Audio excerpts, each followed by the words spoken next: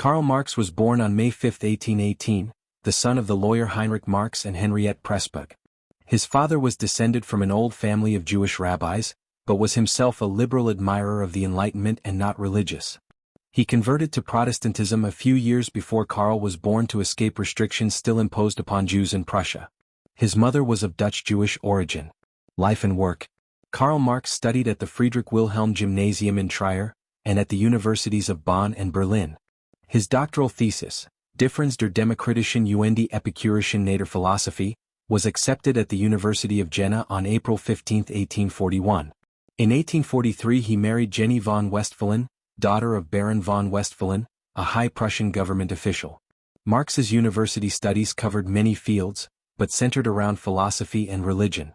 He frequented the circle of the more radical followers of the great philosopher Hegel, befriended one of their main representatives, Bruno Bauer, and was especially influenced by the publication in 1841 of Ludwig Feuerbach's Das Wesen des Christentums, The Nature of Christianity. He had intended to teach philosophy at the university, but that quickly proved to be unrealistic. He then turned towards journalism, both to propagandize his ideas and to gain a livelihood. He became editor of the Rheinische Zeitung, a liberal newspaper of Cologne, in May 1842. His interest turned more and more to political and social questions, which he treated in an increasingly radical way. The paper was banned by the Prussian authorities a year later. Karl Marx then planned to publish a magazine called Deutsch-Französische Jahrbucher in Paris, in order to escape Prussian censorship and to be more closely linked and identified with the real struggles for political and social emancipation which, at that time, were centered around France. He emigrated to Paris with his wife and met there his lifelong friend Friedrich Engels. Marx had become critical of Hegel's philosophical political system, a criticism which would lead to his first major work, Zur Kritik der Hegelschen Rechtsphilosophie, a critique of Hegel's philosophy of right. Intensively studying history and political economy during his stay in Paris, he became strongly influenced by socialist and working-class circles in the French capital.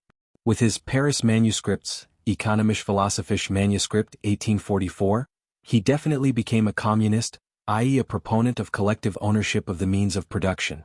He was expelled from France at the beginning of 1845 through pressure from the Prussian embassy and migrated to Brussels. His definite turn towards historical materialism, see below, would occur with his manuscript Die Deutsche Ideologie, 1845-6, culminating in the 11 Theses on Feuerbach, written together with Engels but never published during his lifetime. This led also to a polemical break with the most influential French socialist of that period, Proudhon, expressed in the only book Marx would write in French, Mesures de la Philosophie, 1846. Simultaneously he became more and more involved in practical socialist politics, and started to work with the Communist League, which asked Engels and himself to draft their Declaration of Principle. This is the origin of the Communist Manifesto, 1848. Manifest der Kommunistischen Partei. As soon as the revolution of 1848 broke out, he was in turn expelled from Belgium and went first to France, then from April 1848 on to Cologne. His political activity during the German Revolution of 1848 centered around the publication of the daily paper Neue Rheinische Zeitung, which enjoyed wide popular support. After the victory of the Prussian counter-revolution, the paper was banned in May 1849 and Marx was expelled from Prussia. He never succeeded in recovering his citizenship. Marx emigrated to London where he would stay with short interruptions till the end of his life.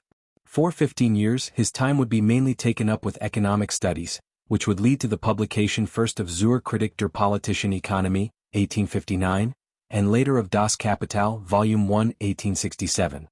He spent long hours at the British Museum, studying the writings of all the major economists, as well as the government blue books, Hansard and many other contemporary sources on social and economic conditions in Britain and the world. His reading also covered technology, ethnology and anthropology, besides political economy and economic history. Many notebooks were filled with excerpts from the books he read. But while the activity was mainly studious, he never completely abandoned practical politics. He first hoped that the Communist League would be kept alive, thanks to a revival of revolution. When this did not occur, he progressively dropped out of émigré politics, but not without writing a scathing indictment of French counter-revolution in Der 18. Brumaire de Louis Bonaparte, 1852, which was in a certain sense the balance sheet of his political activity and an analysis of the 1848-52 cycle of revolution and counter-revolution. He would befriend British trade union leaders and gradually attempt to draw them towards international working-class interests and politics. These efforts culminated in the creation of the International Working Men's Association, 1864, the so-called First International, in which Marx and Engels would play a leading role, politically as well as organizationally. It was not only his political interest and revolutionary passion that prevented Marx from becoming an economist pure and simple. It was also the pressure of material necessity. Contrary to his hope, he never succeeded in earning enough money from his scientific writings to sustain himself and his growing family. He had to turn to journalism to make a living. He had initial, be it modest, success in this field, when he became European correspondent of the New York Daily Tribune in the summer of 1851. But he never had a regular income from that collaboration, and it ended after 10 years. So the years of his London exile were mainly years of great material deprivation and moral suffering. Marx suffered greatly from the fact that he could not provide a minimum of normal living conditions for his wife and children, whom he loved deeply. Bad lodgings in cholera-stricken Soho, insufficient food and medical care, led to a chronic deterioration of his wife's and his own health and to the death of several of their children. That of his oldest son Edgar in 1855 struck him an especially heavy blow. Of his 7 children, only 3 daughters survived, Jenny, Laura and Eleanor, Tussie. All 3 were very gifted and would play a significant role in the international labor movement, Eleanor in Britain, Jenny and Laura in France, where they married the socialist leaders Longwet and Lafargue. During this long period of material misery, Marx survived thanks to the financial and moral support of his friend Friedrich Engels, whose devotion to him stands as an exceptional example of friendship in the history of science and politics. Things started to improve when Marx came into his mother's inheritance, when the first independent working-class parties, followers of Lassalle on the one hand, of Marx and Engels on the other, developed in Germany, creating a broader market for his writings, when the IWMA became influential in several European countries, and when Engels' financial conditions improved to the point where he would sustain the Marx family on a more regular basis. The period 1865 to 71 was one in which Marx's concentration on economic studies and on the drafting of Das Kapital was interrupted more and more by current political commitments to the IWMA, culminating in his impassioned defense of the Paris Commune, Der Bürgerkrieg in Frankreich, the Civil War in France 1871. But the satisfaction of being able to participate a second time in a real revolution, be it only vicariously, was troubled by the deep divisions inside the IWMA, which led to the split with the anarchists grouped around Michael Bakunin. Marx did not succeed in finishing a final version of Das Kapital Vols 2 and 3, which were published posthumously, after extensive editing by Engels. It remains controversial whether he intended to add 2 more volumes to these, according to an initial plan. More than 25 years after the death of Marx, Karl Kautsky edited what is often called Volume 4 of Das Kapital, his extensive critique of other economists, Theorien über den Mehrwert, Theories of Surplus Value. Marx's final years were increasingly marked by bad health, in spite of slightly improved living conditions. Bad health was probably the main reason why the final version of Vols 2 and 3 of Capital could not be finished. Although he wrote a strong critique of the program which was adopted by the Unification Congress, 1878, of German social democracy, Kritik der Gotha program, he was heartened by the creation of that united working-class party in his native land, by the spread of socialist organizations throughout Europe, and by the growing influence of his ideas in the socialist movement. His wife fell ill in 1880 and died the next year. This came as a deadly blow to Karl Marx, who did not survive her for long. He himself died in London on March 14, 1883. Historical materialism. Outside his specific economic theories, Marx's main contribution to the social sciences has been his theory of historical materialism. Its starting point is anthropological. Human beings cannot survive without social organization. Social organization is based upon social labor and social communication. Social labor always occurs within a given framework of specific, historically determined, social relations of production.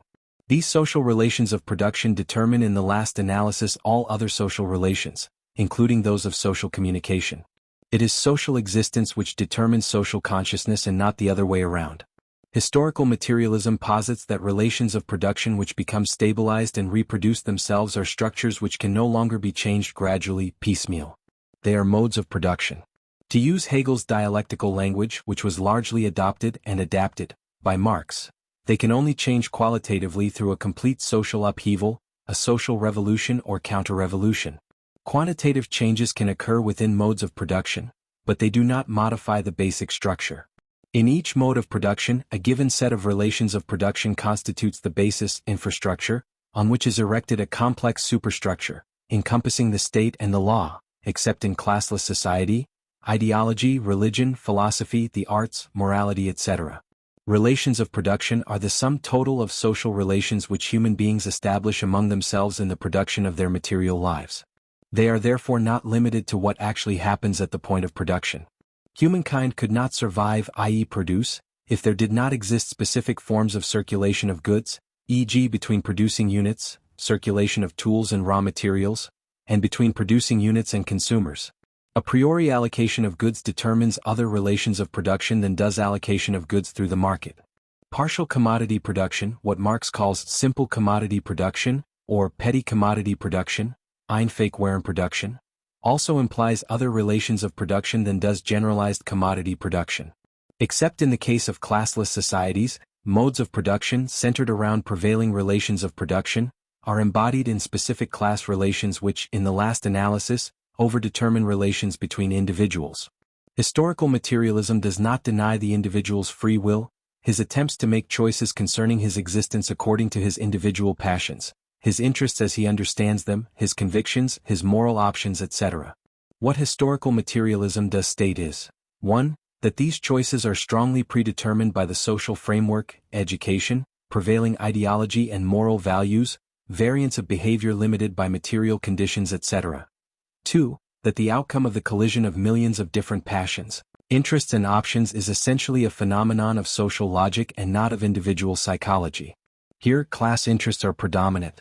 There is no example in history of a ruling class not trying to defend its class rule, or of an exploited class not trying to limit, and occasionally eliminate, the exploitation it suffers. So outside classless society, the class struggle is a permanent feature of human society. In fact, one of the key theses of historical materialism is that the history of humankind is the history of class struggles. Marx, Communist Manifesto, 1848. The immediate object of class struggle is economic and material. It is a struggle for the division of the social product between the direct producers, the productive, exploited class, and those who appropriate what Marx calls the social surplus product, the residuum of the social product once the producers and their offspring are fed, in the large sense of the word, i.e. the sum total of the consumer goods consumed by that class, and the initial stock of tools and raw materials is reproduced, including the restoration of initial fertility of the soil. The ruling class functions as a ruling class essentially through the appropriation of the social surplus product. By getting possession of the social surplus product, it acquires the means to foster and maintain most of the superstructural activities mentioned above, and by doing so, it can largely determine their function, to maintain and reproduce the given social structure, the given mode of production, and their contents. We say largely determine, and not completely determine. First, there is an immanent dialectical, i.e. an autonomous movement, or each specific superstructural sphere of activity. Each generation of scientists, artists, philosophers, theologists, lawyers and politicians finds a given corpus of ideas, forms, rules, techniques, ways of thinking, to which it is initiated through education and current practice, etc. It is not forced to simply continue and reproduce these elements. It can transform them, modify them, change their interconnections, even negate them.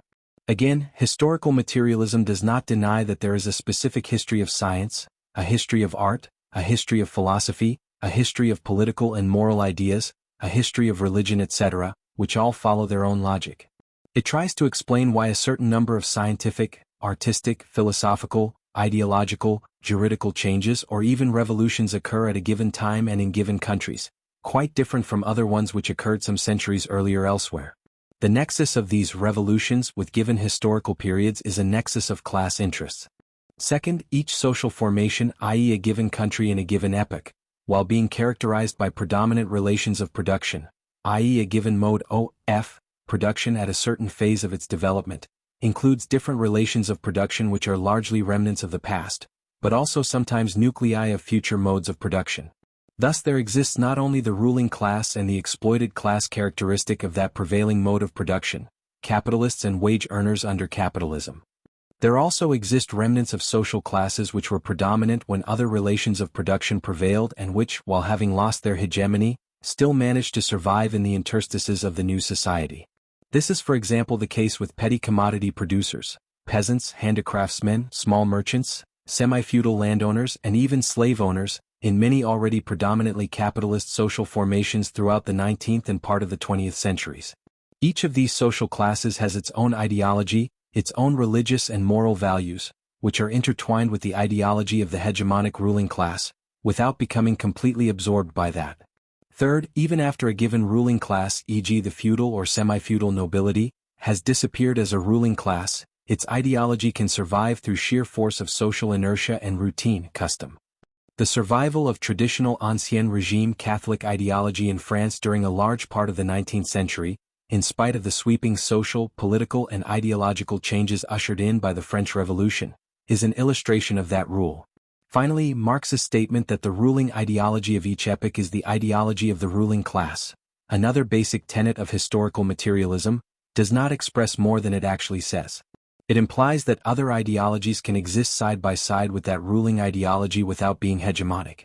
To cite the most important of these occurrences, exploited and/or oppressed social classes can develop their own ideology, which will start to challenge the prevailing hegemonic one. In fact, an ideological class struggle accompanies and sometimes even precedes the political class struggle properly speaking. Religious and philosophical struggles preceding the classical bourgeois revolutions, the first socialist critiques of bourgeois society preceding the constitution of the first working-class parties and revolutions, are examples of that type. The class struggle has been up to now the great motor of history. Human beings make their own history.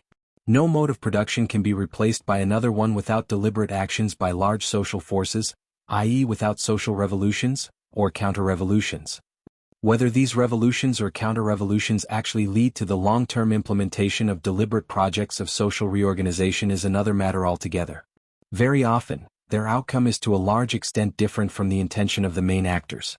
Human beings act consciously, but they can act with false consciousness. They do not necessarily understand why they want to realize certain social and/or political plans, why they want to maintain or to change economic or juridical institutions, and especially they rarely understand in a scientific sense the laws of social change, the material and social preconditions for successfully conserving or changing such institutions. Indeed, Marx claims that only with the discovery of the main tenets of historical materialism have we made a significant step forward towards understanding these laws, without being able to predict all future developments of society. Social change, social revolutions and counter-revolutions are furthermore occurring within determined material constraints. The level of development of the productive forces, essentially tools and human skills, including their effects upon the fertility of the soil, limits the possibilities of institutional change. Slave labor has shown itself to be largely incompatible with the factory system based upon contemporary machines. Socialism would not be durably built upon the basis of the wooden plow and the potter's wheel. A social revolution generally widens the scope for the development of the productive forces and leads to social progress in most fields of human activity in a momentous way. Likewise, an epoch of deep social crisis is ushered in when there is a growing conflict between the prevailing mode of production, i.e. the existing social order, on the one hand, and the further development of the productive forces on the other. Such a social crisis will then manifest itself on all major fields in social activity: politics, ideology, morals and law, as well as in the realm of the economic life properly speaking. Historical materialism thereby provides a measuring stick for human progress. The growth of the productive forces, measurable through the growth of the average productivity of labor, and the number, longevity and skill of the human species. This measuring stick in no way abstracts from the natural preconditions for human survival and human growth, in the broadest sense of the concept. Nor does it abstract from the conditional and partial character of such progress, in terms of social organization and individual alienation. In the last analysis, the division of society into antagonistic social classes reflects, from the point of view of historical materialism, an inevitable limitation of human freedom. For Marx and Engels, the real measuring rod of human freedom, i.e. of human wealth, is not productive labor. This only creates the material precondition for that freedom.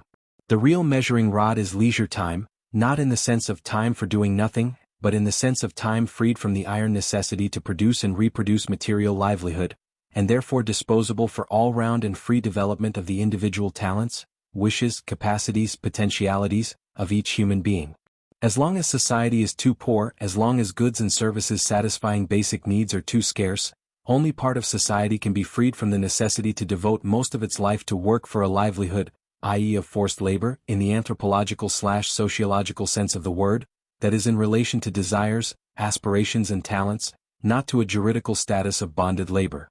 That is essentially what represents the freedom of the ruling classes and their hangers-on, who are being paid to think, to create, to invent, to administer, because they have become free from the obligation to bake their own bread, weave their own clothes and build their own houses. Once the productive forces are developed far enough to guarantee all human beings satisfaction of their basic needs by productive labor limited to a minor fraction of lifetime, the half-work day or less, then the material need of the division of society in classes disappears. Then, there remains no objective basis for part of society to monopolize administration, access to information, knowledge, intellectual labor. For that reason, historical materialism explains both the reasons why class societies and class struggles arose in history, and why they will disappear in the future in a classless society of democratically self-administering associated producers. Historical materialism therefore contains an attempt at explaining the origin, the functions, and the future withering away of the state as a specific institution, as well as an attempt to explain politics and political activity in general, as an expression of social conflicts centered around different social interests, mainly but not only, those of different social classes. Important fractions of classes, as well as non-class social groupings also come into play. For Marx and Engels, the state is not existent with human society as such, or with organized society, or even with civilized society in the abstract. Neither is it the result of any voluntary concluded social contract between individuals. The state is the sum total of apparatuses, i.e. special groups of people separate and apart from the rest, majority, of society, that appropriate to themselves functions of a repressive or integrative nature which were initially exercised by all citizens. This process of alienation occurs in conjunction with the emergence of social classes. The state is an instrument for fostering, conserving and reproducing a given class structure, and not a neutral arbiter between antagonistic class interests.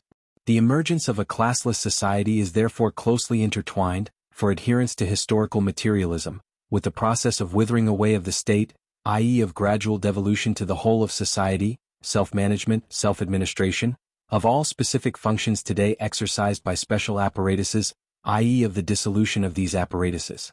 Marx and Engels visualized then dictatorship of the proletariat, the last form of the state and of political class rule, as an instrument for assuring the transition from class society to classless society. It should itself be a state of a special kind, organizing its own gradual disappearance. We said above that, from the point of view of historical materialism, the immediate object of class struggle is the division of the social product between different social classes. Even the political class struggle in the final analysis serves that main purpose, but it also covers a much broader field of social conflicts. As all state activities have some bearing upon the relative stability or instability of a given social formation, and the class rule to which it is submitted, the class struggle can extend to all fields of politics, from foreign policy to educational problems and religious conflicts. This has of course to be proven through painstaking analysis, and not proclaimed as an axiom or a revealed truth. When conducted successfully, such exercises in class analysis and class definition of political, social and even literary struggles become impressive works of historical explanation, as for example Marx's class struggles in France 1848-50, Engels' The German Peasant War, Franz Mehring's Die Lessing Legend, Trotsky's History of the Russian Revolution, etc. Marx's economic theory, general approach and influence.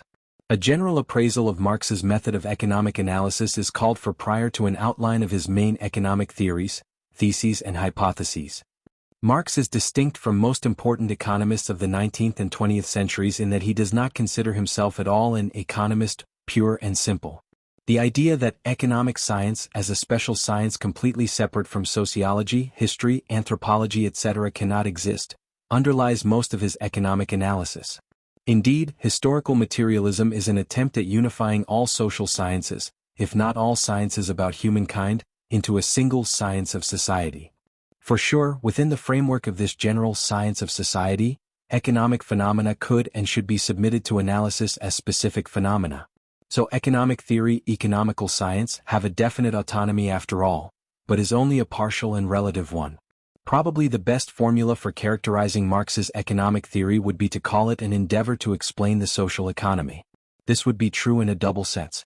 For Marx, there are no eternal economic laws, valid in every epoch of human prehistory and history.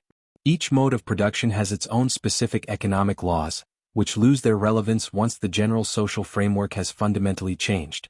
For Marx likewise, there are no economic laws separate and apart from specific relations between human beings in the primary, but not only, as already summarized, social relations of production.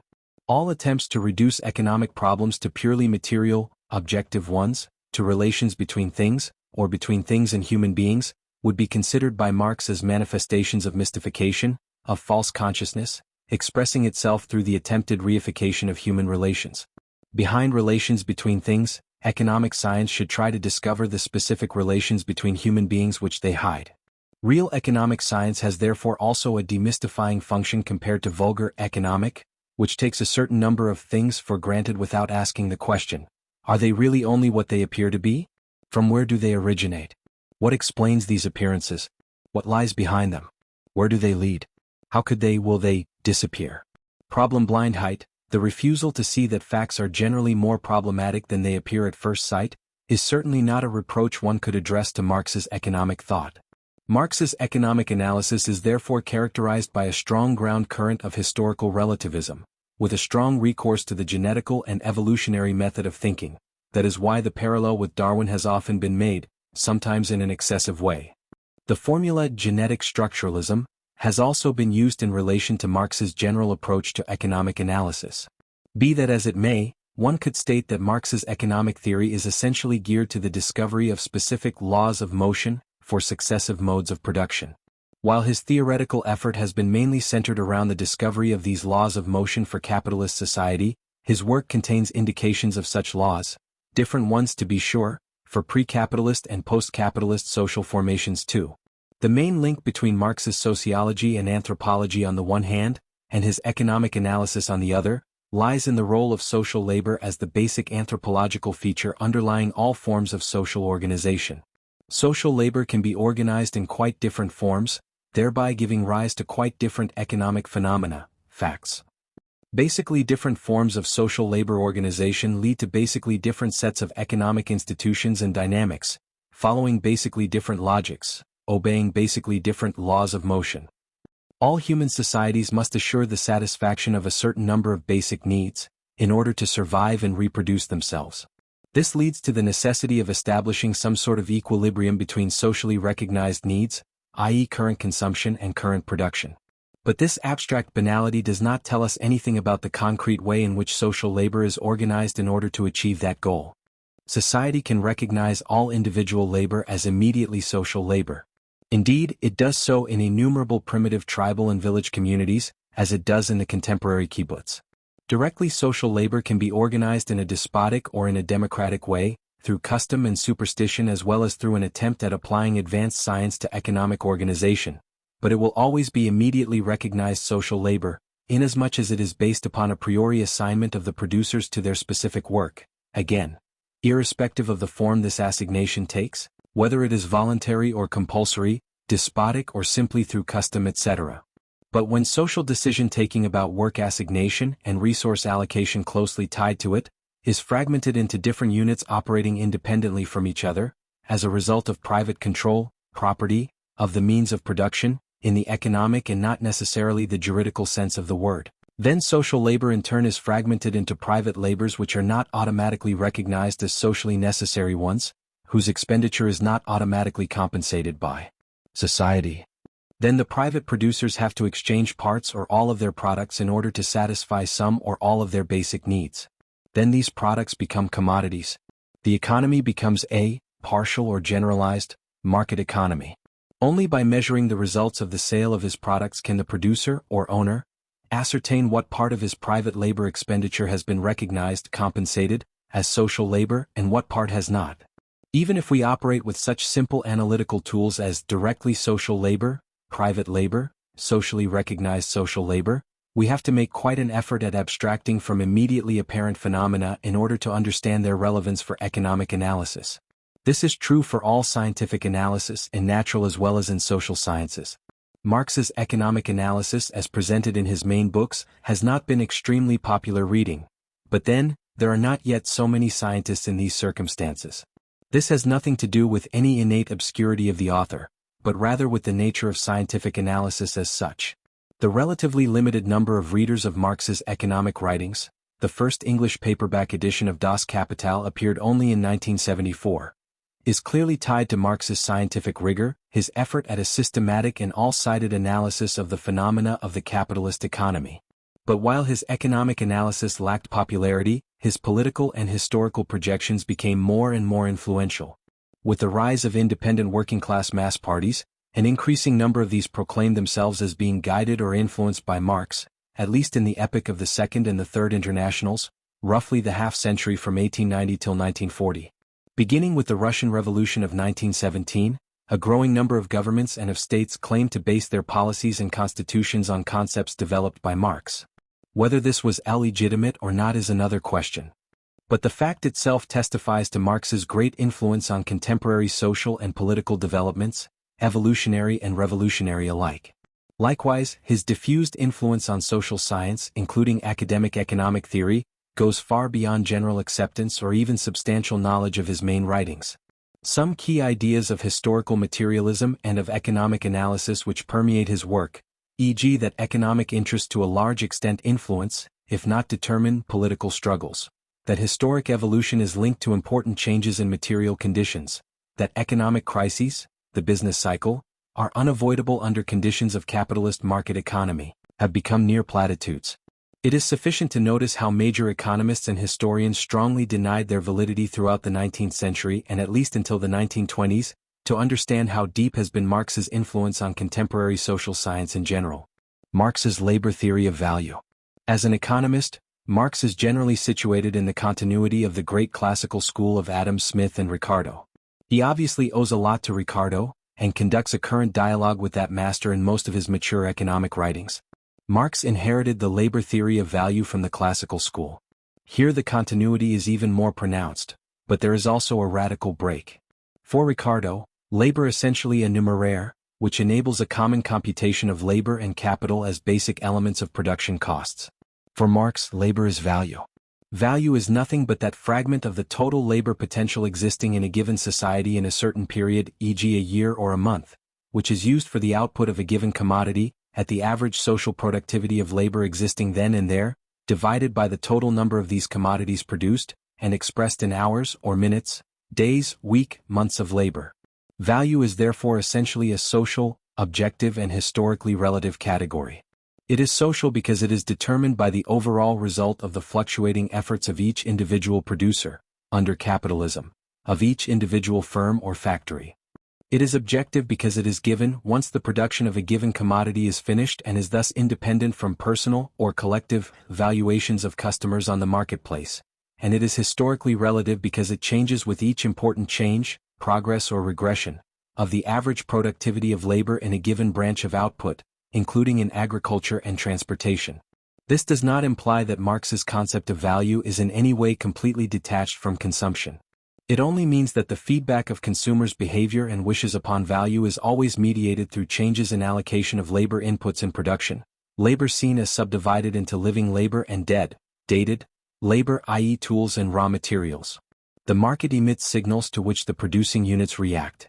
Value changes after these reactions, not before them. Market price changes can of course occur prior to changes in value. In fact, changes in market prices are among the key signals which can lead to changes in labor allocation between different branches of production, i.e. to changes in labor quantities necessary to produce given commodities. But then, for Marx, values determine prices only basically and in the medium-term sense of the word. This determination only appears clearly as an explication of medium and long-term price movements. In the shorter run, prices fluctuate around values as axes. Marx never intended to negate the operation of market laws, of the law of supply and demand, in determining these short-term fluctuations. The law of value is but Marx's version of Adam Smith's invisible hand. In a society dominated by private labor, private producers and private ownership of productive inputs, it is this law of value, an objective economic law operating behind the backs of all people, all agents involved in production and consumption, which in the final analysis, regulates the economy, determines what is produced and how it is produced, and therefore also what can be consumed. The law of value regulates the exchange between commodities, according to the quantities of socially necessary abstract labor they embody, the quantity of such labor spent in their production. Through regulating the exchange between commodities, the law of value also regulates, after some interval, the distribution of society's labor potential and of society's non-living productive resources between different branches of production. Again, the analogy with Smith's invisible hand is striking. Marx's critique of the invisible hand concept does not dwell essentially on the analysis of how a market economy actually operates. It would above all insist that this operation is not eternal, not immanent in human nature, but created by specific historical circumstances, a product of a special way of social organization, and due to disappear at some stage of historical evolution as it appeared during a previous stage. And it would also stress that this invisible hand leads neither to the maximum of economic growth nor to the optimum of human well-being for the greatest number of individuals, i.e. it would stress the heavy economic and social price humankind had to pay, and is still currently paying, for the undeniable progress market economy produced at a given stage of historical evolution. The formula quantities of abstract human labor refers to labor seen strictly as a fraction of the total labor potential of a given society at a given time, say a labor potential of 2 billion hours a year, 1 million potential producers supposedly capable of working each 2,000 hours a year. It therefore implies making abstraction of the specific trade or occupation of a given male or female producer, the product of a day's work of a weaver not being worth less or more than that of a peasant, a miner, a house builder, a milliner or a seamstress. At the basis of that concept of abstract human labor lies a social condition, a specific set of social relations or production, in which small independent producers are essentially equal. Without that equality, social division of labor, and therefore satisfaction of basic consumers' needs, would be seriously endangered under that specific organizational setup of the economy. Such an equality between small commodity owners and producers is later transformed into an equality between owners of capital under the capitalist mode of production.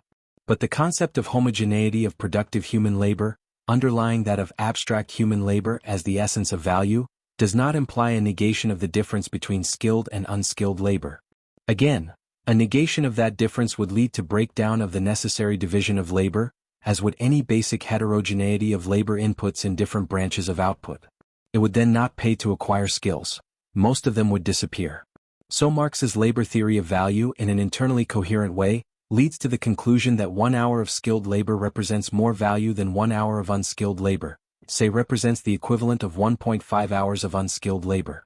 The difference would result from the imputation of the labor it costs to acquire the given skill.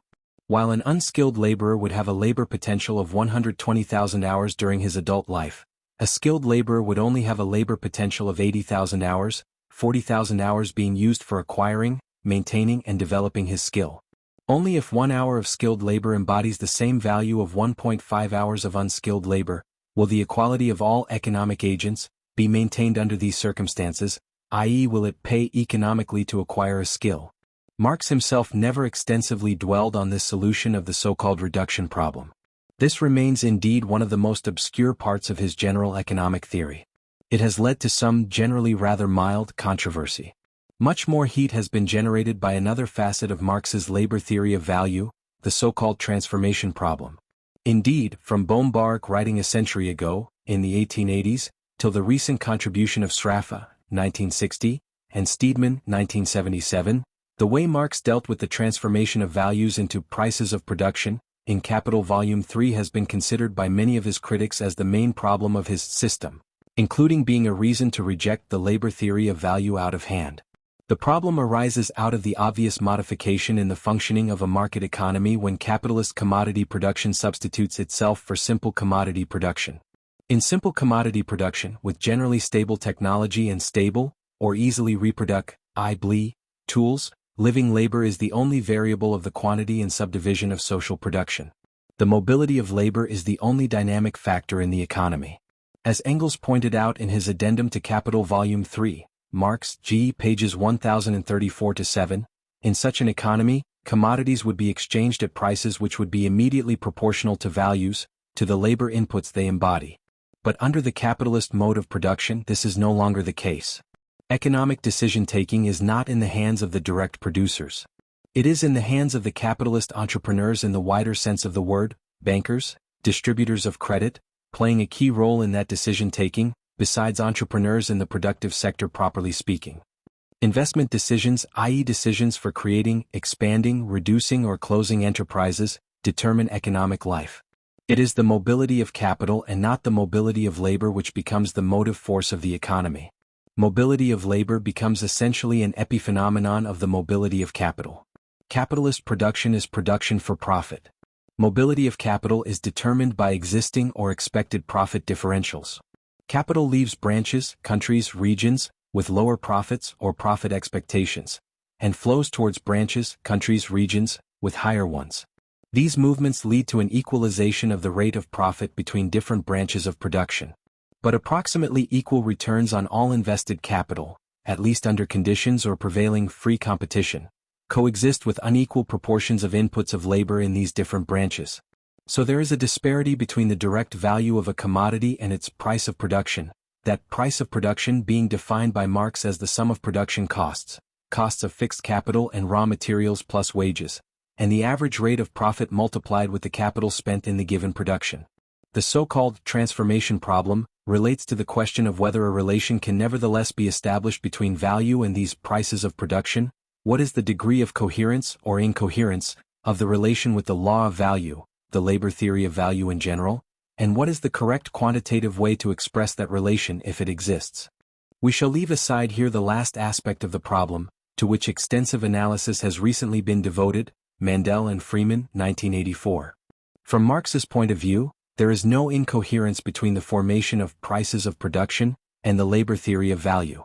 Nor is it true that he came upon that alleged difficulty when he started to prepare Capital 3, i.e. to deal with capitalist competition, as several critics have argued, c.e.g. Joan Robinson, 1966. In fact, his solution of the transformation problem is already present in the Grundrisse, Marx D., before he even started to draft Capital Volume 1. The sum total of value produced in a given country during a given span of time, e.g. 1 year, is determined by the sum total of labor inputs. Competition and movements of capital cannot change that quantity. The sum total of values equals the sum total of prices of production. The only effect of capital competition and capital mobility is to redistribute the given sum, and this through a redistribution of surplus value, see below, between different capitals to the benefit of some and at the expense of others. Now this redistribution does not occur in a haphazard or arbitrary way. Essentially value, surplus value, is transferred from technically less advanced branches to technologically more advanced branches. And here the concept of quantities of socially necessary labor comes into its own, under the conditions of constant revolutions of productive technology that characterize the capitalist mode of production. Branches with lower than average technology, organic composition of capital, see below, can be considered as wasting socially necessary labor. Part of the labor spent in production in their realm is therefore not compensated by society. Branches with higher than average technology, organic composition of capital, can be considered to be economizing social labor. Their labor inputs can therefore be considered as more intensive than average, embodying more value. In this way, the transfer of value, surplus value, between different branches, far from being in contradiction with the law of value, is precisely the way it operates and should operate under conditions of capitalist equality, given the pressure of rapid technological change. As to the logical inconsistency often supposedly to be found in Marx's method of solving the transformation problem, first advanced by von Bortkiewicz, 1907, it is based upon a misunderstanding in our opinion.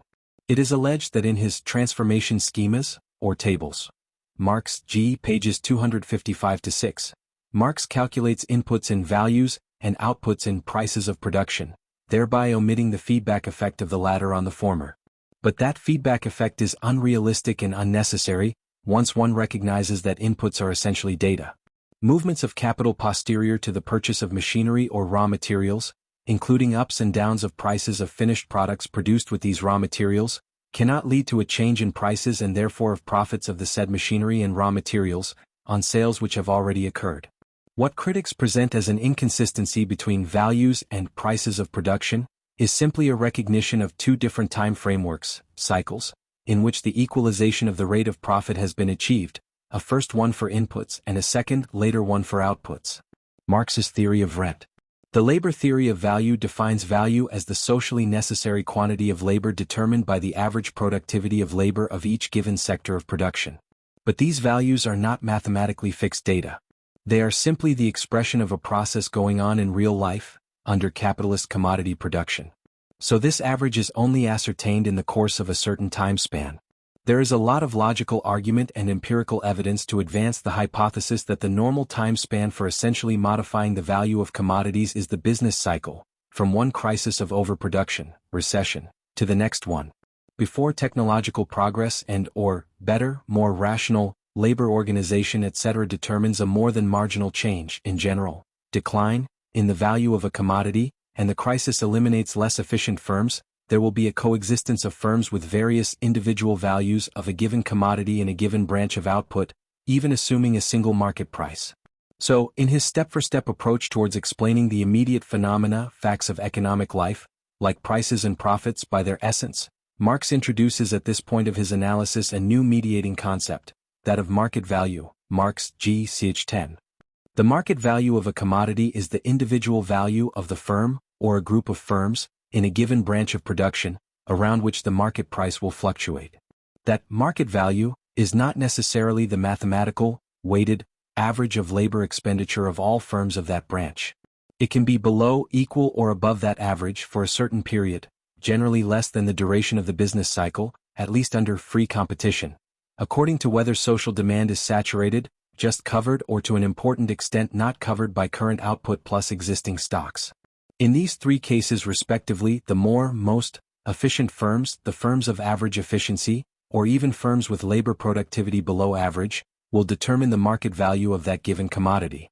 This implies that the more efficient firms enjoy surplus profits, profits over and above the average profit, in case 2 and 3, and that a certain number of firms work at less than average profit in all three cases, but especially in case 1. The mobility of capital, i.e. normal capitalist competition, generally eliminates such situations after a certain lapse of time. But when that mobility of capital is impeded for long periods by either unavoidable scarcity, natural conditions not renewable or non-substitutable like land and mineral deposits, or through the operation of institutional obstacles, private property of land and mineral resources forbidding access to available capital, except in exchange for payments over and above average profit, these surplus profits can be frozen and maintained for decades. They thus become rents, of which ground rent and mineral rent are the most obvious examples in Marx's time, extensively analyzed in Capital Eatwell. 3 Marx G. Part 6. Marx's theory of rent is the most difficult part of his economic theory, the one which has witnessed fewer comments and developments, by followers and critics alike, than other major parts of his system. But it is not obscure. And in contrast to Ricardo's or Rodberta's theories of rent, it represents a straightforward application of the labor theory of value.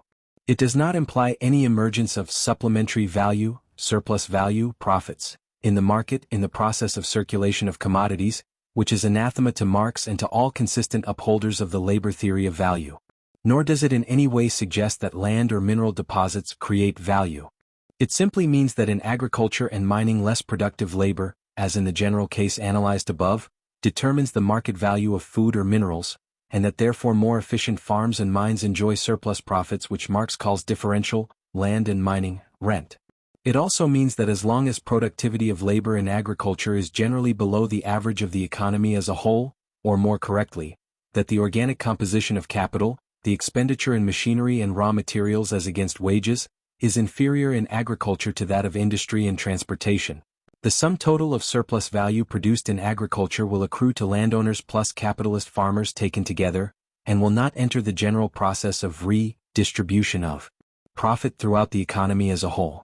This creates the basis for a supplementary form of rent, over and above differential rent, rent which Marx calls absolute land rent. This is, incidentally, the basis for a long-term separation of capitalist landowners from entrepreneurs in farming or animal husbandry, distinct from feudal or semi-feudal landowners or great landowners under conditions of predominantly petty commodity production, or in the Asiatic mode of production with free peasants. The validity of Marx's theory of land and mining rents has been confirmed by historical evidence, especially in the 20th century.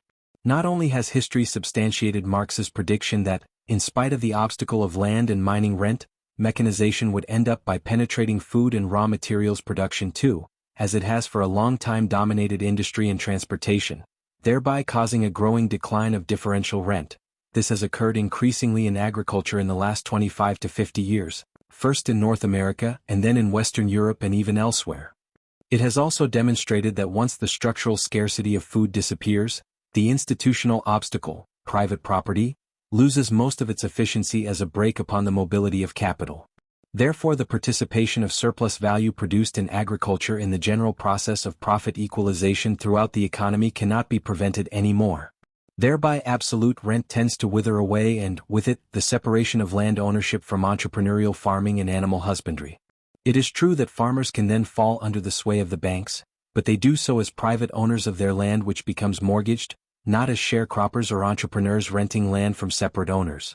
On the other hand, the reappearance of structural scarcity in the realm of energy enabled the OPEC countries to multiply the price of oil by 10 in the 1970s, i.e. to have it determined by the oil fields where production costs are the highest, thereby assuring the owners of the cheapest oil wells in Arabia, Iran, Libya, etc. huge differential mineral rents.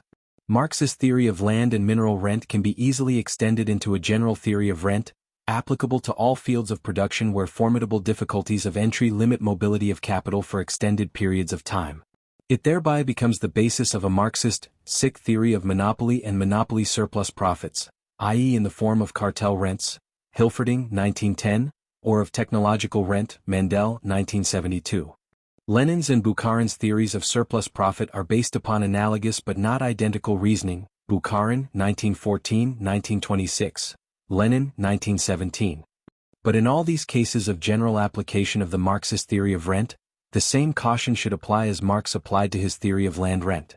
By its very nature, capitalism, based upon private property, i.e. many capitals, that is, competition, cannot tolerate any eternal monopoly, a permanent surplus profit deducted from the sum total of profits which is divided among the capitalist class as a whole. Technological innovations, substitution of new products for old ones including the fields of raw materials and of food, will in the long run reduce or eliminate all monopoly situations, especially if the profit differential is large enough to justify huge research and investment outlays. Marx's theory of money. In the same way as his theory of rent, Marx's theory of money is a straightforward application of the labor theory of value. As value is but the embodiment of socially necessary labor, commodities exchange with each other in proportion of the labor quanta they contain. This is true for the exchange of iron against wheat as it is true for the exchange of iron against gold or silver. Marx's theory of money is therefore in the first place a commodity theory of money. A given commodity can play the role of universal medium of exchange, as well as fulfill all the other functions of money, precisely because it is a commodity, i.e. because it is itself the product of socially necessary labor. This applies to the precious metals in the same way it applies to all the various commodities which, throughout history, have played the role of money. It follows that strong upheavals in the intrinsic value of the money commodity will cause string upheavals in the general price level. In Marx's theory of money, market, prices are nothing but the expression of the value of commodities in the value of the money commodity chosen as a monetary standard. If 1 sterling equals 1/10 ounce of gold, the formula, the price of 10 quarters of wheat is 1, means that 10 quarters of wheat have been produced in the same socially necessary labor time as 1/10 ounce of gold.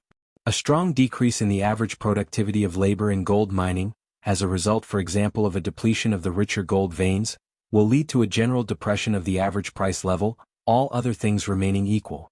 Likewise, a sudden and radical increase in the average productivity of labor in gold mining, through the discovery of new rich gold fields, California after 1848, the Rand in South Africa in the 1890s, or through the application of new revolutionary technology, will lead to a general increase in the price level of all other commodities.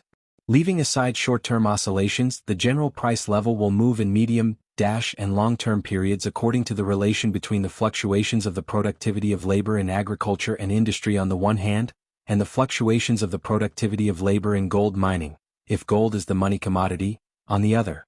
Basing himself on that commodity theory of money, Marx therefore criticized as inconsistent Ricardo's quantity theory, Marx H. Part 2. But for exactly the same reason of a consistent application of the labor theory of value, the quantity of money in circulation enters Marx's economic analysis when he deals with the phenomenon of paper money, Marx c. As gold has an intrinsic value like all other commodities, there can be no gold inflation, as little as there can be a steel inflation. Abstraction made of short-term price fluctuations caused by fluctuations between supply and demand, a persistent decline of the value of gold, exactly as for all other commodities, can only be the result of a persistent increase in the average productivity of labor in gold mining, and not of an excess of circulation in gold. If the demand for gold falls consistently, this can only indirectly trigger off a decline in the value of gold through causing the closure of the least productive gold mines. But in the case of the money commodity, such overproduction can hardly occur, given the special function of gold of serving as a universal reserve fund, nationally and internationally. It will always therefore find a buyer, be it not, of course, always at the same prices. In Marx's economic theory, the concept of price of gold is meaningless. The price of a commodity is precisely its expression in the value of gold. The price of gold would be the expression of the value of gold in the value of gold. Paper money, bank notes, are a money sign representing a given quantity of the money commodity. Starting from the above-mentioned example, a banknote of 1 represents 1/10 ounce of gold.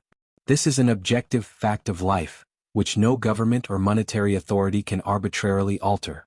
It follows that any emission of paper money in excess of that given proportion will automatically lead to an increase in the general price level, always other things remaining equal. If one suddenly represents only 1/20th ounce of gold, because paper money circulation has doubled without a significant increase in the total labor time spent in the economy, then the price level will tend to double too. The value of 1/10 ounce of gold remains equal to the value of 10 quarters of wheat.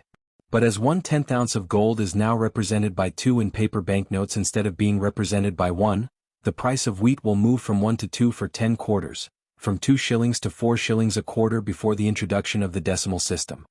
This does not mean that in the case of paper money, Marx himself has become an advocate of a quantity theory of money. While there are obvious analogies between his theory of paper money and the quantity theory, the main difference is the rejection by Marx of any mechanical automatism between the quantity of paper money emitted on the one hand, and the general dynamic of the economy, including on the price level, on the other. In Marx's explanation of the movement of the capitalist economy in its totality, the formula ceteris paribus is meaningless. Excessive, or insufficient, emission of paper money never occurs in a vacuum. It always occurs at a given stage of the business cycle, and in a given phase of the longer-term historical evolution of capitalism. It is thereby always combined with given ups and downs of the rate of profit, of productivity of labor, of output, of market conditions, overproduction or insufficient production. Only in connection with these other fluctuations can the effect of paper money, inflation, or deflation be judged, including the effect on the general price level. The key variables are in the field of production. The key synthetic resultant is in the field of profit. Price movements are generally epiphenomena as much as they are signals. To untwine the tangle, more is necessary than a simple analysis of the fluctuations of the quantity of money.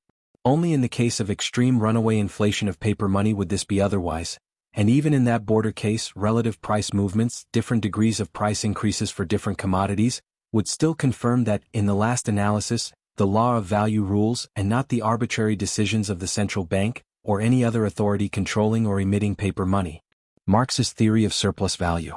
Marx himself considered his theory of surplus value his most important contribution to the progress of economic analysis.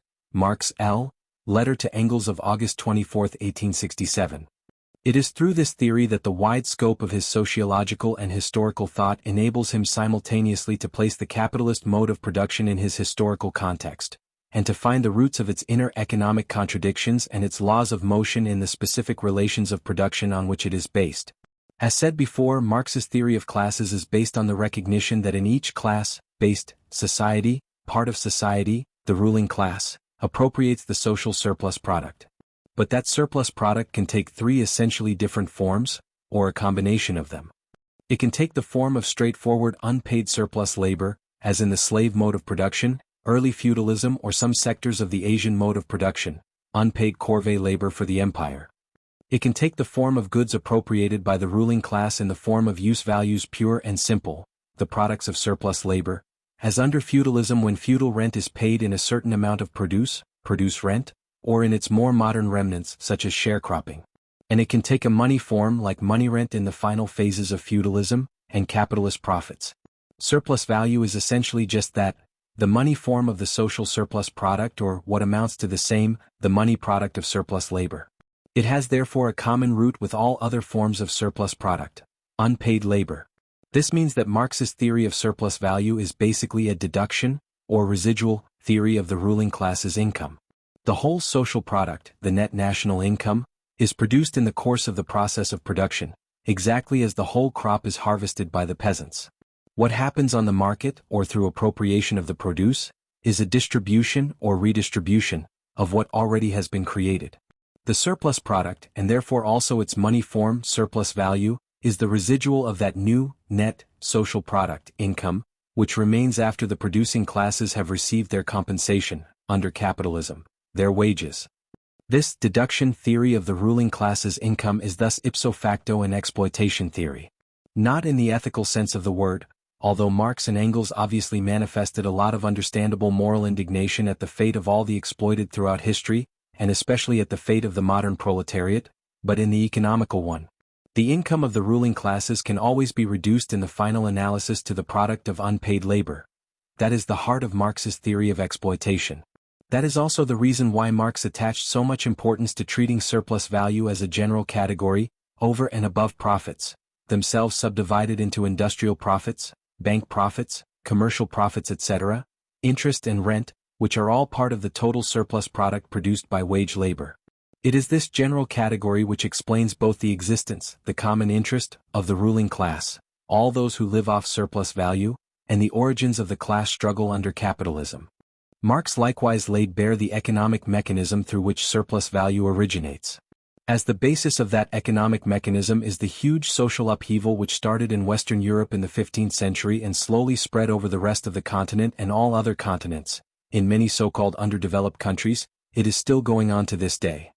Through many concomitant economic, including technical, social, political and cultural transformations, the mass of the direct producers, essentially peasants and handicraftsmen, are separated from their means of production and cut off from free access to the land. They are therefore unable to produce their livelihood on their own account. In order to keep themselves and their families alive, they have to hire out their arms, their muscles and their brains, to the owners of the means of production, including land. If and when these owners have enough money capital at their disposal to buy raw materials and pay wages, they can start to organize production on a capitalist basis, using wage labor to transform the raw materials which they buy, with the tools they own, into finished products which they then automatically own too. The capitalist mode of production thus presupposes that the producer's labor power has become a commodity. Like all other commodities, the commodity labor power has an exchange value and a use value. The exchange value of labor power, like the exchange value of all other commodities, is the amount of socially necessary labor embodied in it, i.e. its reproduction costs. This means concretely the value of all the consumer goods and services necessary for a laborer to work day after day, week after week, month after month, at approximately the same level of intensity, and for the members of the laboring classes to remain approximately stable in number and skill, i.e. for a certain number of working-class children to be fed, kept and schooled, so as to replace their parents when they are unable to work any more or die. But the use value of the commodity labor power is precisely its capacity to create new value, including its potential to create more value than its own reproduction costs. Surplus value is but that difference between the total new value created by the commodity labor power, and its own value, its own reproduction costs. The whole Marxian theory of surplus value is therefore based upon that subtle distinction between labor power and labor, or value. But there is nothing metaphysical about this distinction. It is simply an explanation, demystification, of a process which occurs daily in millions of cases. The capitalist does not buy the worker's labor.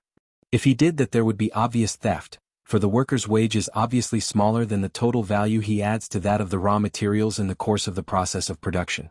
No, the capitalist buys labor power, and often, not always of course, he buys it at its justum pretium, at its real value. So he feels unjustly accused when he is said to have caused a dishonest operation.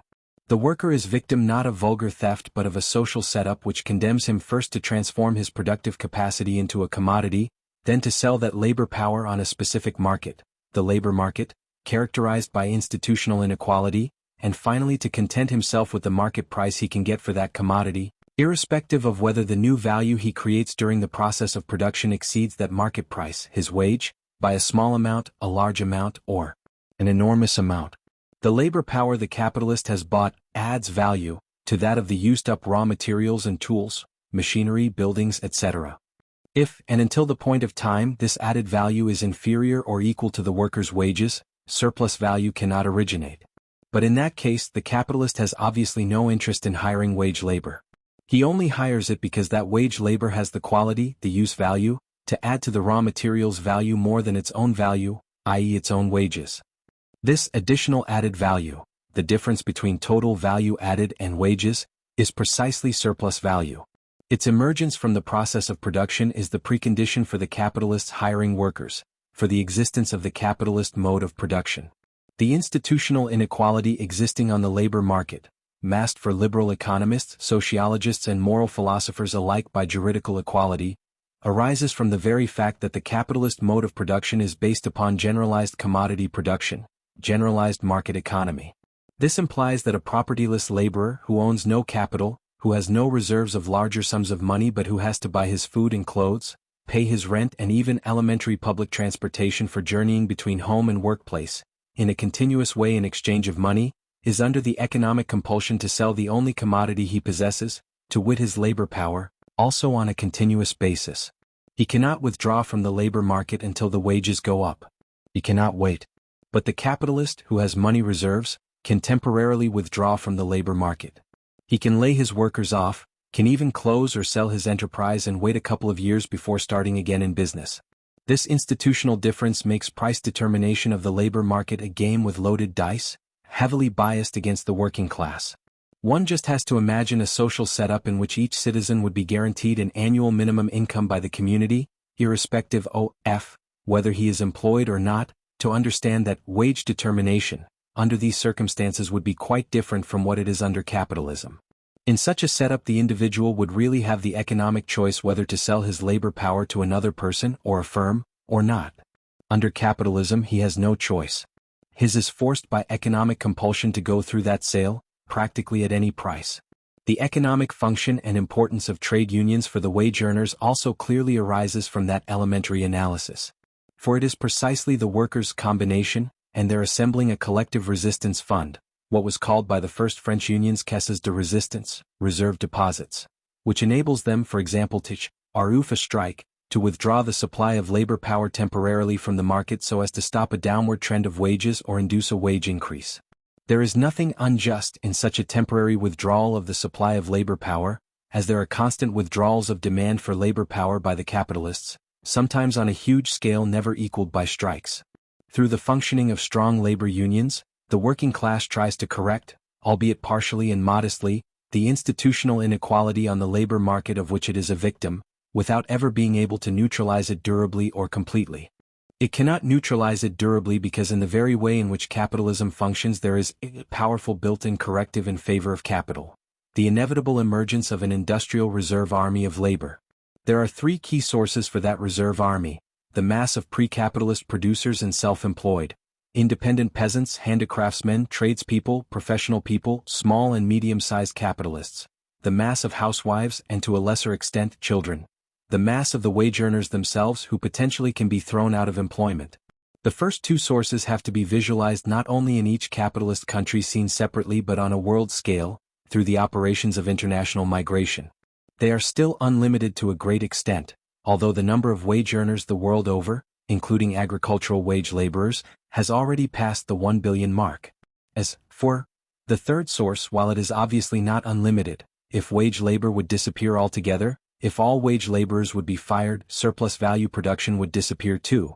That is why total robotism is impossible under capitalism. Its reserves are enormous, precisely in tandem with the enormous growth of the absolute number of wage earners.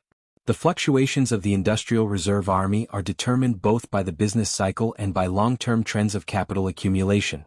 Rapidly increasing capital accumulation attracts wage labor on a massive scale, including through international migration. Likewise, deceleration, stagnation or even decline of capital accumulation inflates the reserve army of labor. There is thus an upper limit to wage increases, when profits, realized profits and expected profits, are excessively reduced in the eyes of the capitalists, which triggers off such decelerated, stagnating or declining capital accumulation, thereby decreasing employment and wages, till a reasonable level of profits is restored. This process does not correspond to any natural economic law, or necessity, nor does it correspond to any immanent justice. It just expresses the inner logic of the capitalist mode of production, which is geared to profit. Other forms of economic organization could function, have functioned and are functioning on the basis of other logics, which do not lead to periodic massive unemployment. On the contrary, a socialist would say, and Marx certainly thought so, that the capitalist system is an unjust, or better stated alienating, inhuman social system, precisely because it cannot function without periodically reducing employment and the satisfaction of elementary needs for tens of millions of human beings.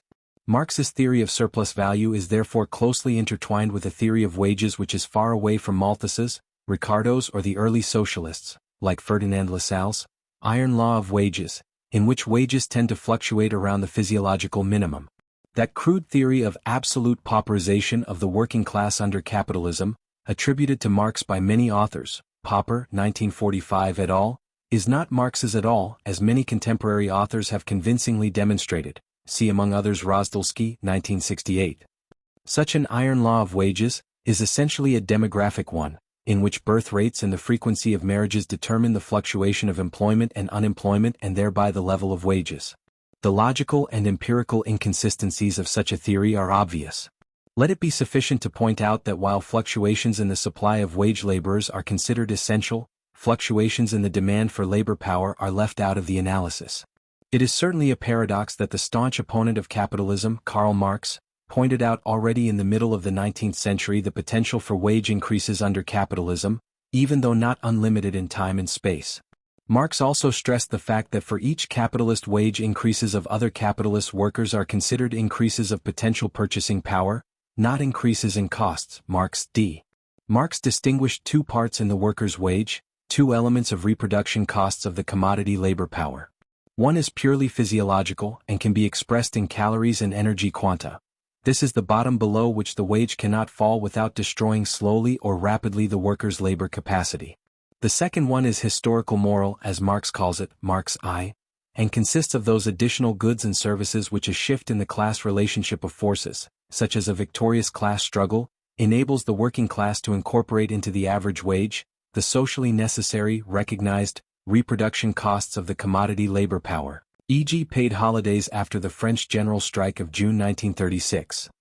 This part of the wage is essentially flexible. It will differ from country to country, continent to continent, and from epoch to epoch according to many variables. But it has the upper limit indicated above, the ceiling from which profits threaten to disappear, or to become insufficient in the eyes of the capitalists, who then go on an investment strike. So Marx's theory of wages is essentially an accumulation of capital theory of wages which sends us back to what Marx considered the first law of motion, of the capitalist mode of production, the compulsion for the capitalist to step up constantly the rate of capital accumulation. The laws of motion of the capitalist mode of production. Marx's theory of surplus value is his most revolutionary contribution to economic science. His discovery of the basic long-term laws of motion, development trends, of the capitalist mode of production constitutes undoubtedly his most impressive scientific achievement. No other 19th century author has been able to foresee in such a coherent way how capitalism would function, would develop and would transform the world, as did Karl Marx. Many of the most distinguished contemporary economists, starting with Vasily Leontiev, 1938, and Joseph Schumpeter, 1942, have recognized this. While some of these laws of motion have obviously created much controversy, we shall nevertheless list them in logical order, rather than according to the degree of consensus they command. A. The capitalist's compulsion to accumulate. Capital appears in the form of accumulated money, thrown into circulation in order to increase in value. No owner of money capital will engage in business in order to recuperate exactly the sum initially invested, and nothing more than that. By definition, the search for profit is at the basis of all economic operations by owners of capital. Profit, surplus value, accretion of value, can originate outside the sphere of production in a pre-capitalist society. It represents then essentially a transfer of value, so-called primitive accumulation of capital. But under the capitalist mode of production in which capital has penetrated the sphere of production and dominates it, surplus value is currently produced by wage labor. It represents a constant increase in value. Capital can only appear in the form of many capitals, given its very historical social origin in private property, appropriation, of the means of production. Many capitals imply unavoidable competition. Competition in a capitalist mode of production is competition for selling commodities in an anonymous market. While surplus value is produced in the process of production, it is realized in the process of circulation, i.e. through the sale of the commodities. The capitalist wants to sell at maximum profit. In practice, he will be satisfied if he gets the average profit, which is a percentage really existing in his consciousness, e.g. Mr. Charles Wilson, the then head of the U.S. automobile firm General Motors, stated before a congressional inquiry, "We used to fix the expected sales price of our cars by adding 15% to production costs." But he can never be sure of this. He cannot even be sure that all the commodities produced will find a buyer. Given these uncertainties, he has to strive constantly to get the better of his competitors. This can only occur through operating with more capital. This means that at least part of the surplus value produced will not be unproductively consumed by the capitalists and their hangers-on through luxury consumption, but will be accumulated, added to the previously existing capital. The inner logic of capitalism is therefore not only to work for profit, but also to work for capital accumulation. Accumulate, that is Moses and the prophets, states Marx in Capital, Volume 1, Marx E. page 742. Capitalists are compelled to act in that way as a result of competition. It is competition which basically fuels this terrifying snowball logic. Initial value of capital, accretion of value, surplus value, accretion of capital, more accretion of surplus value, more accretion of capital, etc. Without competition, the fire of growth would burn out. Marx, G. page 368. B. The tendency towards constant technological revolutions. In the capitalist mode of production, accumulation of capital is in the first place accumulation of productive capital, or capital invested to produce more and more commodities. Competition is therefore above all competition between productive capitals, i.e. many capitals, engaged in mining, manufacturing, transportation, agriculture, telecommunications. The main weapon in competition between capitalist firms is cutting production costs. More advanced production techniques and more rational labor organization are the main means to achieve that purpose. The basic end of capital accumulation in the capitalist mode of production is therefore a trend towards more and more sophisticated machinery. Capitalist growth takes the dual form of higher and higher value of capital and of constant revolutions in the techniques of production, of constant technological progress. C. The capitalist's unquenchable thirst for surplus value extraction. The compulsion for capital to grow, the irresistible urge for capital accumulation, realizes itself above all through a constant drive for the increase of the production of surplus value. Capital accumulation is nothing but surplus value capitalization, the transformation of part of the new surplus value into additional capital. There is no other source of additional capital than additional surplus value produced in the process of production. Marx distinguishes two different forms of additional surplus value production. Absolute surplus value accretion occurs essentially through the extension of the workday. If the worker reproduces the equivalent of his wages in 4 hours a day, an extension of the workday from 10 to 12 hours will increase surplus value from 6 to 8 hours. Relative surplus value accretion occurs through an increase of the productivity of labor in the wage goods sector of the economy. Such an increase in productivity implies that the equivalent of the value of an identical basket of goods and services consumed by the worker could be produced in 2 hours instead of 4 hours of labor. If the workday remains stable at 10 hours and real wages remain stable too, surplus value will then increase from 6 to 8 hours. While both processes occur throughout the history of the capitalist mode of production, viz. the contemporary pressure of employers in favor of overtime, the first one was prevalent first, the second one became prevalent since the second half of the 19th century, first in Britain, France and Belgium, then in the USA and Germany, later in the other industrialized capitalist countries, and later still in the semi-industrialized ones. Marx calls this process the real subsumption, subordination, of labor under capital, Marx K, for it represents not only an economic but also a physical subordination of the wage earner under the machine. This physical subordination can only be realized through social control. The history of the capitalist mode of production is therefore also the history of successive forms of tighter and tighter control of capital over the workers inside the factories, Braverman, 1974, and of attempts at realizing that tightening of control in society as a whole. The increase in the production of relative surplus value is the goal for which capitalism tends to periodically substitute machinery for labor, i.e. to expand the industry reserve army of labor. Likewise, it is the main tool for maintaining a modicum of social equilibrium, for when productivity of labor strongly increases, above all in the wage-good producing sectors of the economy, real wages and profits, surplus value, can both expand simultaneously. What were previously luxury goods can even become mass-produced wage goods. D. The tendency towards growing concentration and centralization of capital. The growth of the value of capital means that each successful capitalist firm will be operating with more and more capital. Marx calls this the tendency towards growing concentration of capital. But in the competitive process, there are victors and vanquished. The victors grow. The vanquished go bankrupt or are absorbed by the victors. This process Marx calls the centralization of capital. It results in a declining number of firms which survive in each of the key fields of production. Many small and medium-sized capitalists disappear as independent business men and women. They become in turn salary earners, employed by successful capitalist firms. Capitalism itself is the big expropriating force, suppressing private property of the means of production for many, in favor of private property for few. E. The tendency for the organic composition of capital to increase. Productive capital has a double form. It appears in the form of constant capital. Buildings, machinery, raw materials, energy. It appears in the form of variable capital. Capital spend ing on wages of productive workers. Marx calls the part of capital used in buying labor power variable, because only that part produces additional value. In the process of production, the value of constant capital is simply maintained, transferred in toto or in part into the value of the finished product. Variable capital, on the contrary, is the unique source of added value.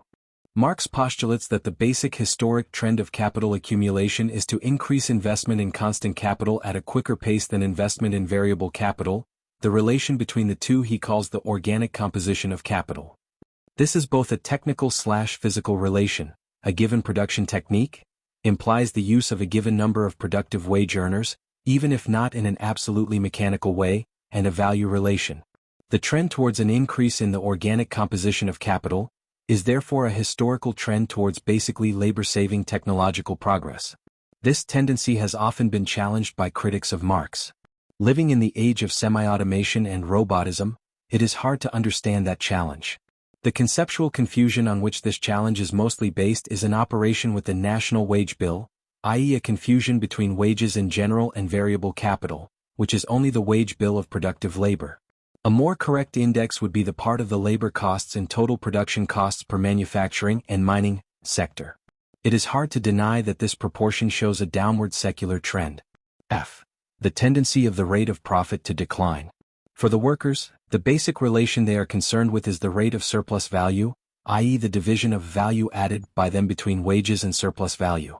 When this goes up, their exploitation, the unpaid labor they produce, obviously goes up.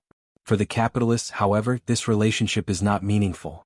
They are concerned with the relation between surplus value and the totality of capital invested, never mind whether in the form of machinery and raw materials or in the form of wages. This relation is the rate of profit.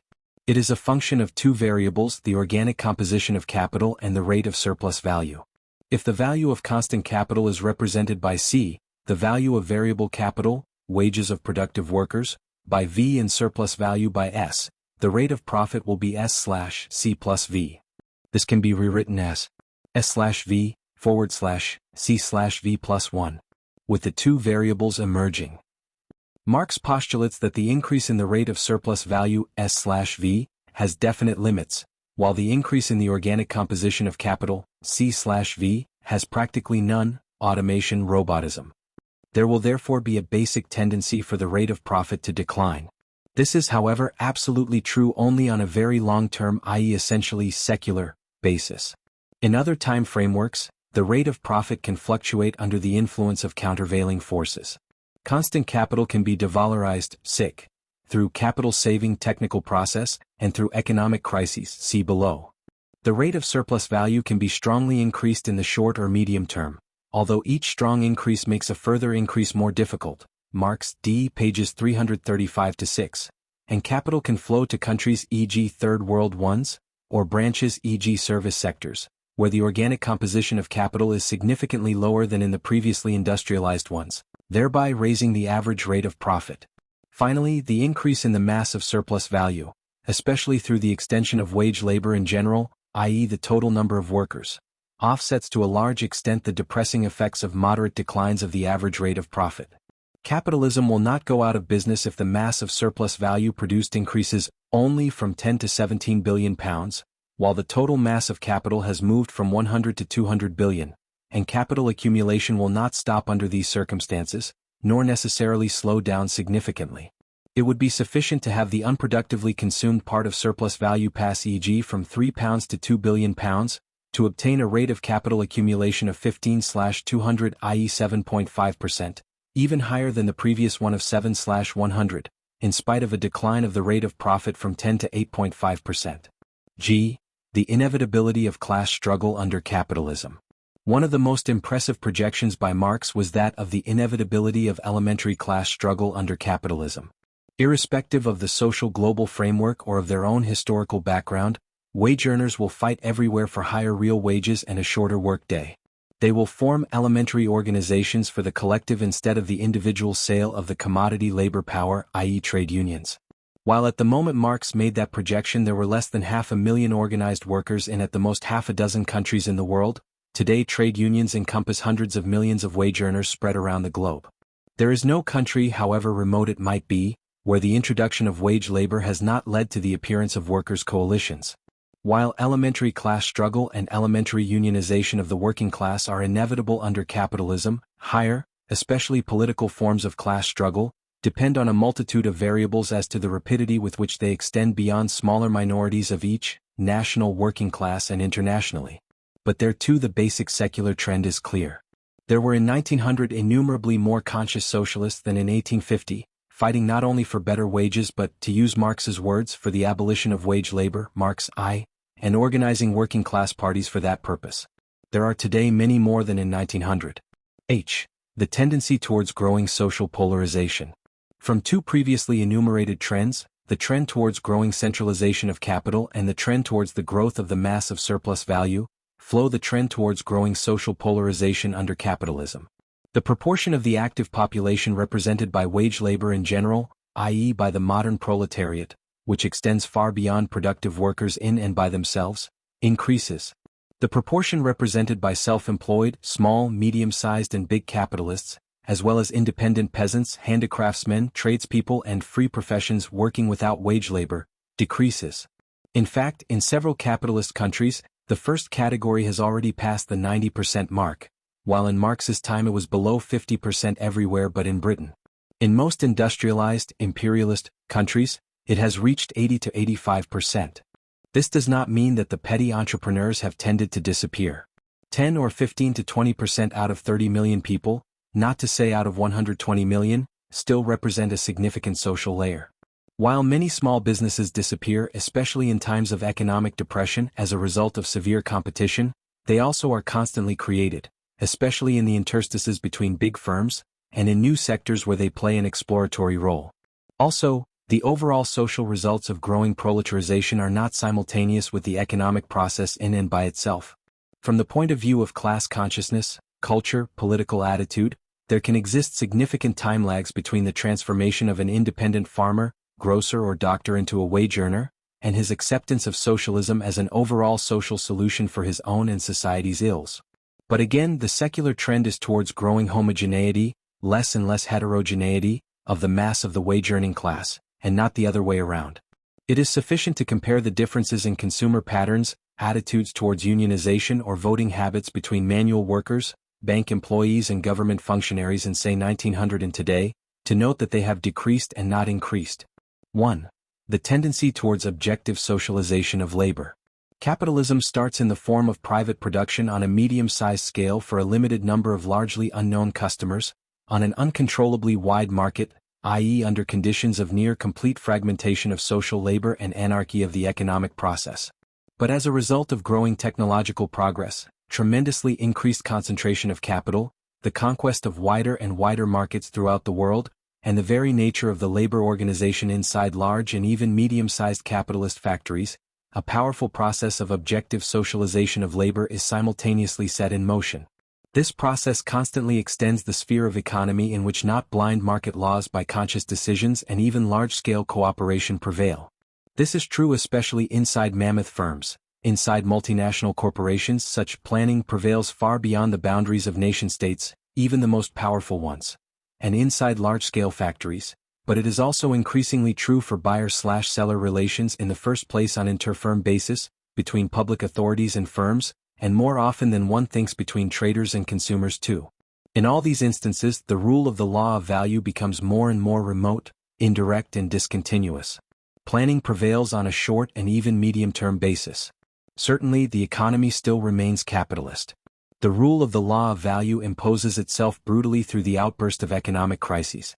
Wars and social crises are increasingly added to these economic crises to remind society that, under capitalism, this growing objective socialization of labor and production is indissolubly linked to private appropriation, i.e. to the profit motive as motor of economic growth. That linkage makes the system more and more crisis-ridden, but at the same time the growing socialization of labor and production creates the objective basis for a general socialization of the economy, i.e. represents the basis of the coming socialist order created by capitalism itself, within the framework of its own system. J. The inevitability of economic crises under capitalism. This is another of Marx's projections which has been strikingly confirmed by history. Marx ascertained that periodic crises of overproduction were unavoidable under capitalism. In fact, since the crisis of 1825, the first one occurring on the world market for industrial goods, to use Marx's own formula, there have been 21 business cycles ending or beginning, according to the method of analysis and measurement used, with 21 crises of overproduction. A 22nd is appearing on the horizon as we are writing. Capitalist economic crises are always crises of overproduction of commodities, exchange values, as opposed to pre- and post-capitalist economic crises, which are essentially crises of underproduction of use values. Under capitalist crises, expanded reproduction, economic growth, is brutally interrupted, not because too little commodities have been produced but, on the contrary, because a mountain of produced commodities finds no buyers. This unleashes a spiral movement of collapse of firms, firing of workers, contraction of sales, or orders, for raw materials and machinery, new redundancies, new contraction of sales of consumer goods, etc. Through this contracted reproduction, prices, gold prices, collapse, production and income is reduced, capital loses value. At the end of the declining spiral, output and stocks have been reduced more than purchasing power. Then production can pick up again, and as the crisis has both increased the rate of surplus value, through a decline of wages and a more rational labor organization, and decreased the value of capital, the average rate of profit increases. This stimulates investment. Employment increases, value production and national income expand, and we enter a new cycle of economic revival, prosperity, overheating and the next crisis. No amount of capitalists, essentially large combines and monopolies, self-regulation, no amount of government intervention has been able to suppress this cyclical movement of capitalist production. Nor can they succeed in achieving that result. This cyclical movement is inextricably linked to production for profit and private property competition, which imply periodic overshooting, too little or too much investment in output, precisely because each firm's attempt at maximizing profit unavoidably leads to a lower rate of profit for the system as a whole. It is likewise linked to the separation of value production and value realization. The only way to avoid crises of overproduction is to eliminate all basic sources of disequilibrium in the economy, including the disequilibrium between productive capacity and purchasing power of the final consumers. This calls for elimination of generalized commodity production, of private property and of class exploitation, i.e. for the elimination of capitalism. Marx's theory of crises. Marx did not write a systematic treatise on capitalist crises. His major comments on the subject are spread around his major economic writings, as well as his articles for the New York Daily Tribune. The longest treatment of the subject is in his Theorien über den Mehrwert, subpart on Ricardo, Marx H. Part 2. Starting from these profound but unsystematic remarks, many interpretations of the Marxist theory of crisis have been offered by economists who consider themselves Marxists. Monocausal ones generally center around disproportionality, Bukharin, Hilferding, Otto Bauer, anarchy of production as the key cause of crises, or underconsumption, lack of purchasing power of the final consumers, as the cause of crises, Rosa Luxemburg, Sweezy. Non-monocausal, once tried to elaborate Marx's own dictum according to which all basic contradictions of the capitalist mode of production come into play in the process leading to a capitalist crisis. Grossman, Mandel. The question of determining whether, according to Marx, a crisis of overproduction is first of all a crisis of overproduction of commodities or a crisis of overproduction of capital is really meaningless in the framework of Marx's economic analysis. The mass of commodities is but one specific form of capital, commodity capital. Under capitalism, which is generalized commodity production, no overproduction is possible which is not simultaneously overproduction of commodities and overproduction of capital, overaccumulation. Likewise, the question to know whether the crisis centers on the sphere of production or the sphere of circulation is largely meaningless. The crisis is a disturbance, interruption, of the process of enlarged reproduction. And according to Marx, the process of reproduction is precisely a contradictory unity of production and circulation. For capitalists, both individually, as separate firms, and as the sum total of firms, it is irrelevant whether more surplus value has actually been produced in the process of production, if that surplus value cannot be totally realized in the process of circulation. Contrary to many economists, academic and Marxist alike, Marx explicitly rejected any say-like illusion that production more or less automatically finds its own market. It is correct that in the last analysis, capitalist crises of overproduction result from a downslide of the average rate of profit. But this does not represent a variant of the monocausal explanation of crisis. It means that, under capitalism, the fluctuations of the average rate of profit are in a sense the seismograph of what happens in the system as a whole. So that formula just refers back to the sum total of partially independent variables, whose interplay causes the fluctuations of the average rate of profit. Capitalist growth is always disproportionate growth, i.e. growth with increasing disequilibrium, both between different departments of output. Marx basically distinguishes Department I, producing means of production, and Department II, producing means of consumption. Other authors add a Department III producing non-reproductive goods, luxury goods and arms, to that list, between different branches and between production and final consumption. In fact, equilibrium under capitalism is but a conceptual hypothesis practically never attained in real life, except as a border case. The above-mentioned tendency of overshooting is only an illustration of that more general phenomenon. So, average capital accumulation leads to overaccumulation, which leads to the crisis and to a prolonged phenomenon of underinvestment during the Depression. Output is then consistently inferior to current demand, which spurs on capital accumulation, first to a normal level and then to renewed overaccumulation, all the more so as each successive phase of economic revival starts with new machinery of a higher technological level, leading to a higher average productivity of labor, and to a bigger and bigger mountain of produced commodities.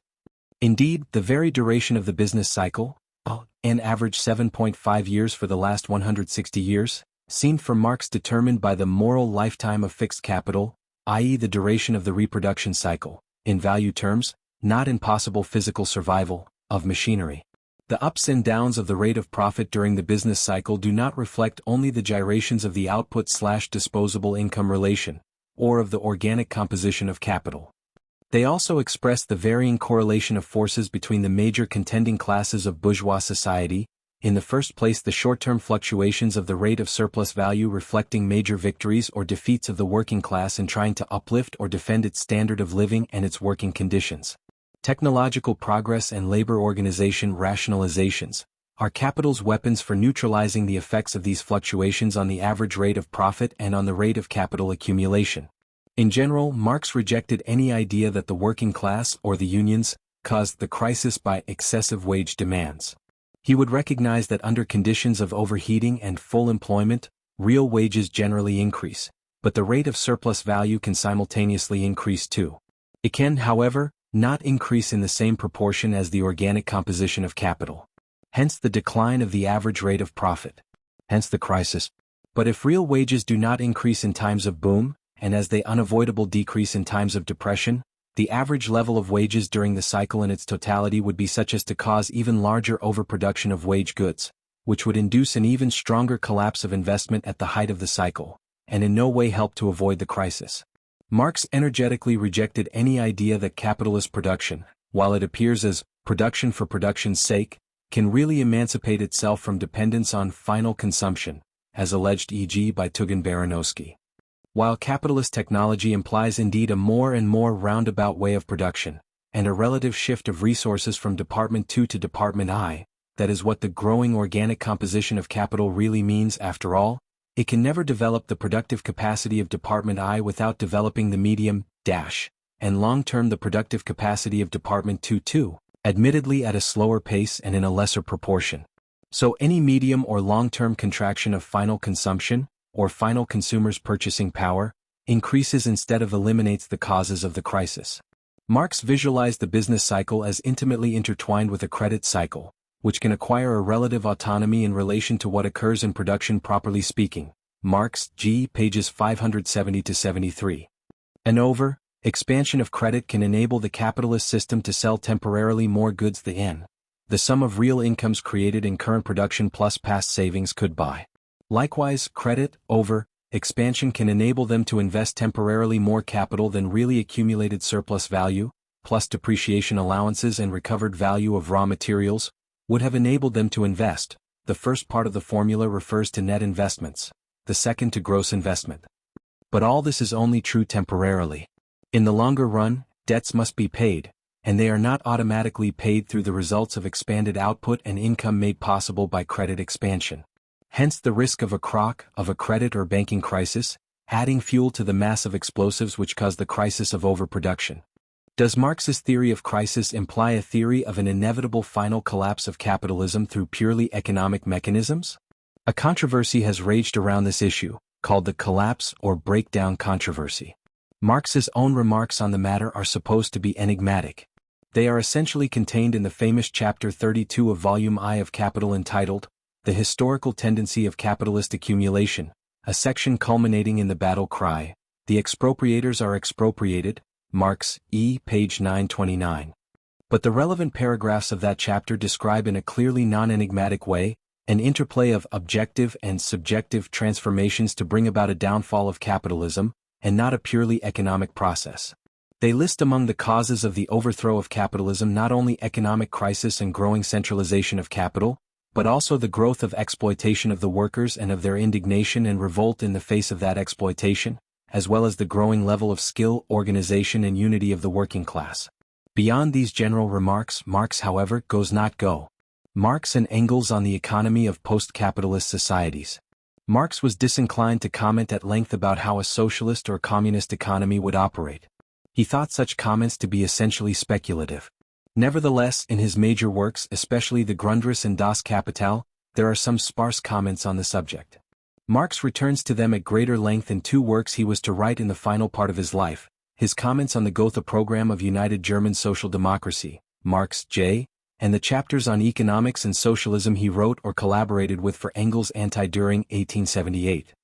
Generally his comments, limited and sketchy as they are, can be summarized in the following points. Socialism is an economic system based upon conscious planning of production by associated producers. Nowhere does Marx say, by the state, made possible by the abolition of private property of the means of production. As soon as that private property is completely abolished, goods produced cease to be commodities. Value and exchange value disappear. Production becomes production for use for the satisfaction of needs, determined by conscious choice, ex-ante decisions, of the mass of the associated producers themselves. But overall economic organization in a post-capitalist society will pass through two stages. In the first stage, generally called socialism, there will be relative scarcity of a number of consumer goods and services, making it necessary to measure exactly distribution based on the actual labor inputs of each individual. Marx nowhere refers to different quantities and qualities of labor. Engels explicitly rejects the idea that an architect, because he has more skill, should consume more than a manual laborer. Likewise, there will still be the need to use incentives for getting people to work in general. This will be based upon strict equality of access for all trades and professions to consumption. But as human needs are unequal, that formal equality masks the survival of real inequality. In a second phase, generally called communism, there will be plenty, i.e. output will reach a saturation point of needs covered by material goods. Under these circumstances, any form of precise measurement of consumption, distribution, will wither away. The principle of full need satisfaction covering all different needs of different individuals will prevail. No incentive will be needed anymore to induce people to work. Labor will have transformed itself into meaningful many-fold activity, making possible all-round development of each individual's human personality. The division of labor between manual and intellectual labor, the separation of town and countryside, will wither away. Humankind will be organized into a free federation of producers and consumers communes.